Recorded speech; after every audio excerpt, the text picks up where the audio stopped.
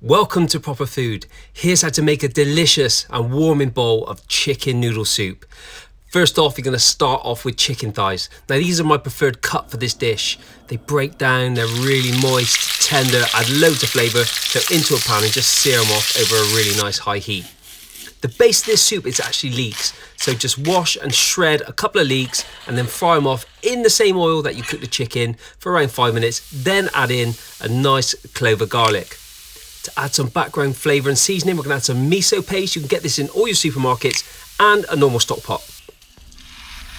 Add in a decent amount of boiling water and then return this to the heat, bring up to a simmer, pop the chicken thighs back in, cover and cook over a gentle heat for around an hour.